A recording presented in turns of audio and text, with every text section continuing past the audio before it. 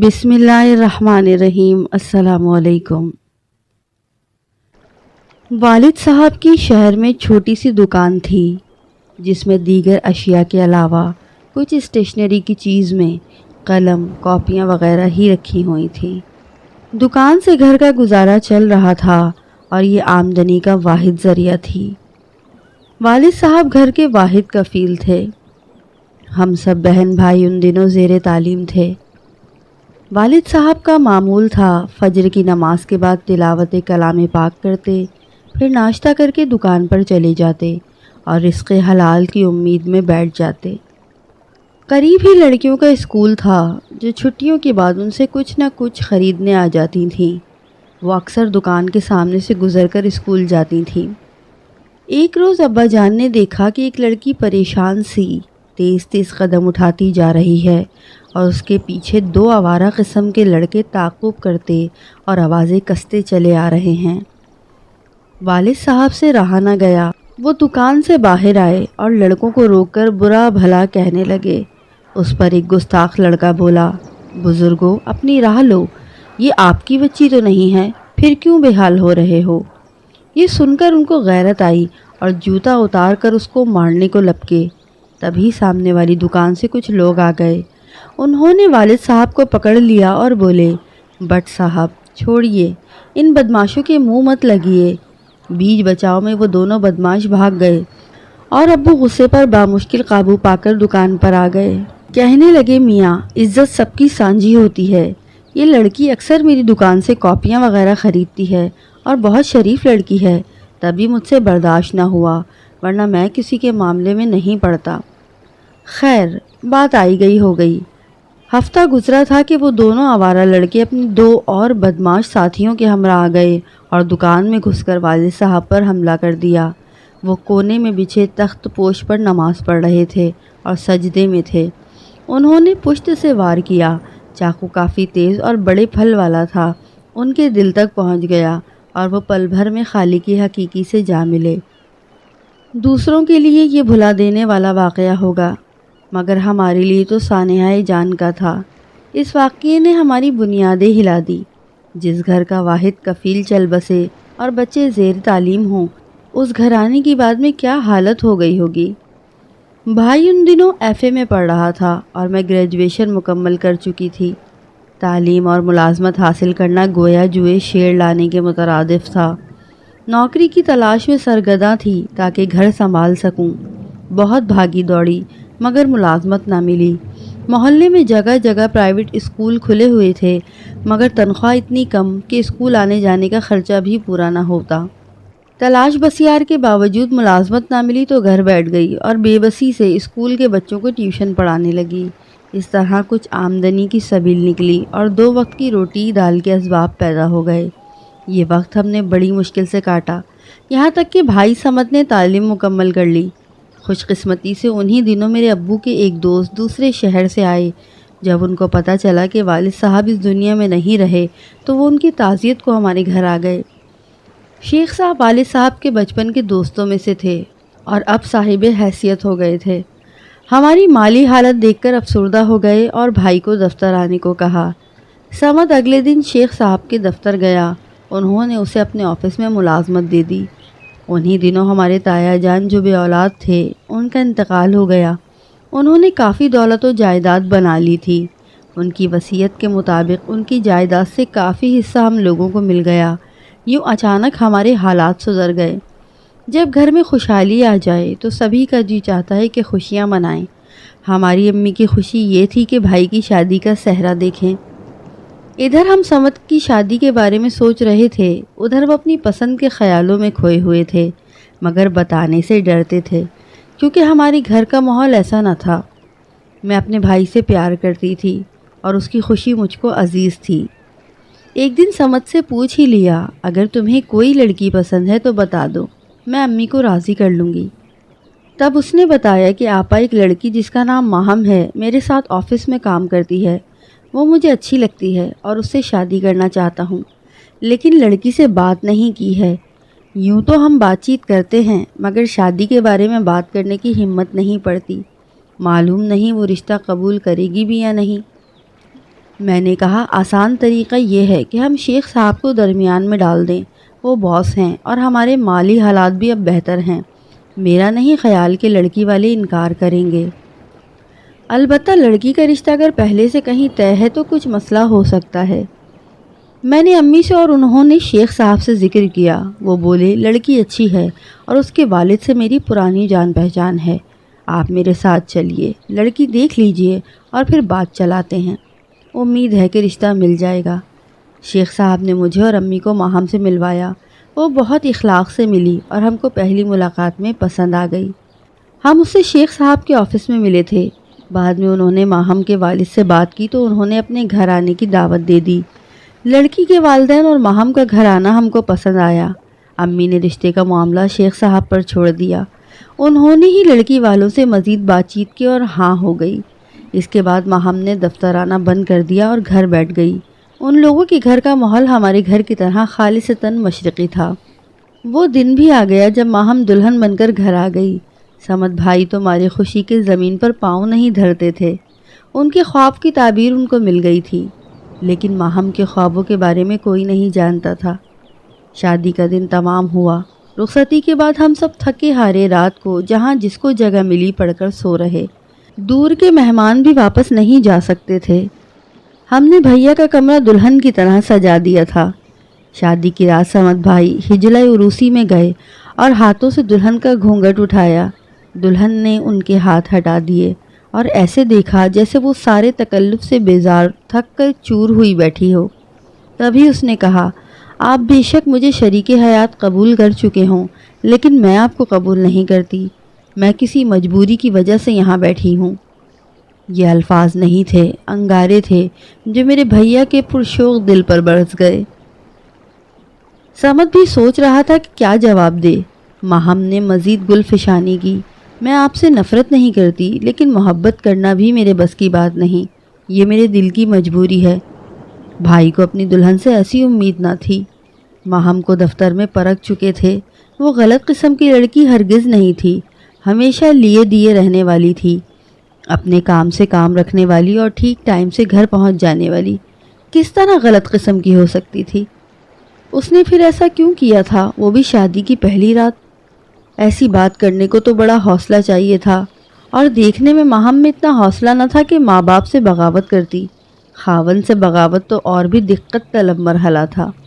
تم اگر مجھ سے شادی نہیں کرنا چاہتی تھی تو ماں باپ سے کیوں انکار نہ کر دیا؟ نکاح کے وقت کیوں قبول کر لیا؟ ماں باپ سے سخت احتجاج کیا تھا اور نکاح کے وقت بھی قبول نہیں کیا تھا۔ میری جگہ میری بہن کو بٹھا دیا اور اس نے قبول کیا۔ نام لیا گیا تو میں کمرہ بند کر کے بیٹھی رہی تھی۔ تو تمہارے دستخط بھی کسی اور نے کیے ہوں گے؟ بھائی نے پوچھا۔ نہیں، ایسا نہیں ہوا ہے، دستخط تو والد صاحب نے ڈانٹ ڈپٹ کر کروا لیے۔ آخر تمہارے والدین نے ایسا کیوں کیا؟ اس لیے کہ وہ بھی اپنی عزت بچانا چاہتے تھے اور تم کو ان کی عزت کا خیال نہ آیا۔ خیال تھا، تبھی تو یہاں بیٹھی ہوں۔ آخر ایسے حالات پیدا کرنے کی وجہ کیا تھی؟ وجہ یہ تھی کہ میں نے کسی سے کلام پاک پر قسم کھائی تھی۔ جانتی ہوں کہ ایسی شادیاں درست نہیں ہوتی، جانتی ہوں، تبھی تو حقیقت بتا رہی ہوں۔ نئی نویلی دلہن کی باتیں سن کر سمد سوچ میں پڑ گیا۔ یہ کیسا انوکھا مذاق تھا؟ ایک دلہن حجلہ عروسی میں موجود اپنی زبان سے کہہ رہی تھی کہ یہ نکاح جعلی ہے۔ سمد بھائی سر تھام کے بیٹھ گئے۔ اب کیا کریں؟ اگر تم راضی نہیں تھیں تو رخصتی کیسے قبول کر لی؟ دلہن بن کر 16 سنگھار بھی کروا لیے اور کہتی ہو کہ تم نے نکاح قبول نہیں کیا۔ تم عاقل و بالغ ہو، پڑھی لکھی ہو، رخصتی پر راضی کیسے ہو گئیں؟ بھائی نے استفسار کیا۔ میں نے بہت چاہا۔ والد صاحب رونے لگے اور پھر آپ کی بہن آئیں اور اپنی بوڑھی ماں کا واسطہ دیا کہ دیکھو ماہم، بارات واپس نہیں جائے گی، ورنہ میری بیوہ ماں یہ بے عزتی برداشت نہیں کر سکیں گی۔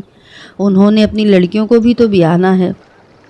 ہم نے تو طریقے سے رشتہ مانگا اور آپ کے والدین نے ہاں کی۔ سب کچھ اس مرحلے تک طریقے سے ہوا ہے، تو اب عین وقت پر یہ کیا معاملہ ہو گیا ہے؟ اب چاہے شادی کامیاب ہو یا ناکام، بے شک بعد میں طلاق لے لینا، لیکن اس وقت تو رخصتی ہوگی۔ ہم برادری کو کیا جواب دیں گے؟ سو میرے پاس کیا چارہ تھا سوائے اس کے کہ آپ تک پہنچ کر ساری صورتحال سے آگاہ کر دوں۔ ماہم کی باتیں سن کر بھائی کا دماغ پگھلنے لگا۔ انہوں نے ایک جگ پورا پانی کا پی لیا، پھر بھی ان کا گلا خشک ہی رہا۔ انہوں نے سوال کر ہی دیا، کون ہے وہ جس کی خاطر تم نے اتنا کچھ کیا ہے؟ ابھی بھیا کا فقرہ ادھورا تھا کہ اس نے فرمایا، یہ میں آپ کو نہیں بتا سکتی۔ بہرحال ہے کوئی جس کے ساتھ جینے مرنے کا وعدہ کیا تھا اور کلام پاک پر قسم کھائی تھی کہ ہم دونوں ایک دوسرے کے سوا کسی کو قبول نہ کریں گے۔ وہ کالج میں میرا کلاس فیلو تھا جو مزید اعلیٰ تعلیم کے لیے بیرون ملک چلا گیا، اور میں وعدے کے مطابق اس کا انتظار کر رہی تھی کہ شیخ صاحب نے والد کو رشتے کے لیے کہا اور انہوں نے مجھ سے بنا پوچھے ہی ہاں کہہ دی کہ میں سعادت مند بچی جس کا چال چلن درست ہے بھلا کیوں انکار کروں گی۔ ان کو مجھ سے انکار کی توقع نہ تھی۔ بعد میں انہوں نے اپنی زبان کی پاسداری کی اور یہی سمجھا کہ میں نادان ہوں، بلا وجہ شادی سے گھبرا رہی ہوں۔ شادی ہو گئی تو سب کچھ ٹھیک ہو جائے گا۔ اب میں بھی مجبور ہوں، اپنی قسم کی پاسداری بھی کرنی ہے۔ آپ میری قسم کی لاج رکھ لیں۔ کلام پاک کی قسم بڑی قسم ہوتی ہے، ورنہ آپ کی مرضی ہے۔ اس وقت تو آپ میرے مالک بنا دیے گئے ہیں اور تقدیر میرے ہاتھ میں نہیں ہے۔ یہ کہہ کر وہ رونے لگی۔ اسے روتا دیکھ کر بھائی نرم پڑ گئے۔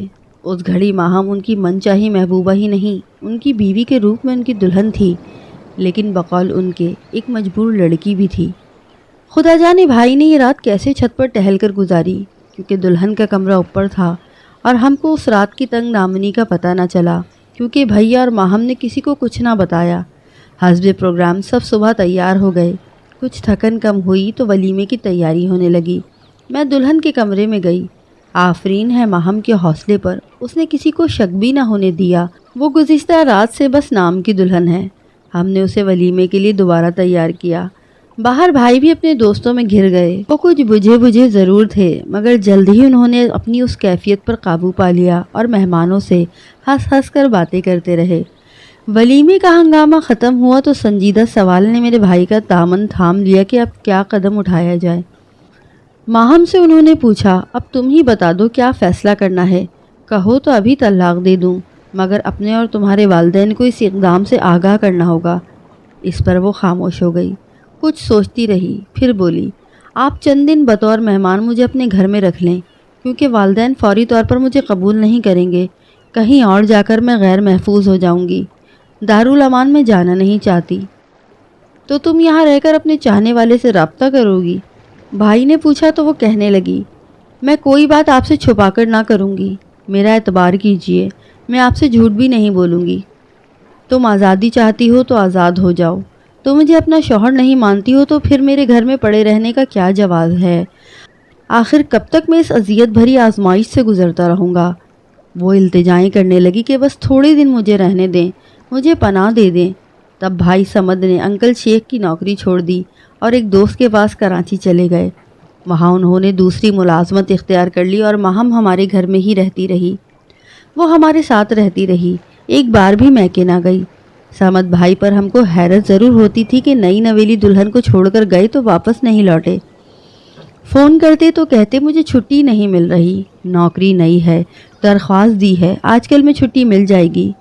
گھر والوں کو بھائی نے اندر کے معاملے سے ابھی تک آگاہ نہیں کیا تھا۔ ماہم بھی ہر کسی سے اچھے طریقے سے ملتی تھی۔ بھائی کا فون آتا تو دوڑ کر جاتی اور بار بار شکریہ کہتی۔ گھر والوں کو شک تک نہ ہونے دیا کہ وہ بطور مہمان رہ رہی ہے۔ بہرحال وہ جس کا انتظار کر رہی تھی ان کی شادی کے 4 ماہ بعد آ گیا، اور 4 ماہ تک بھائی گھر نہ لوٹے، نہ ہی ماہم میکے گئی۔ وہ لمحہ آ گیا جس کا ماہم کو انتظار تھا۔ ایک دن اس کی سہیلی آئی جس نے کچھ دیر تنہائی میں اس سے بات کی اور پھر چلی گئی۔ اس کا نام فرحہ تھا۔ اسی کے کزن نوشیروان سے ساتھ نبھانے کی ماہم نے اتنی بڑی قسم کھائی تھی کہ اب اس کو توڑنے سے لرز جاتی تھی۔ وہ کینیڈا سے آیا تھا۔ فرحہ یہی بتانے آئی تھی اور نوشیروان کا نمبر دے کر گئی تھی۔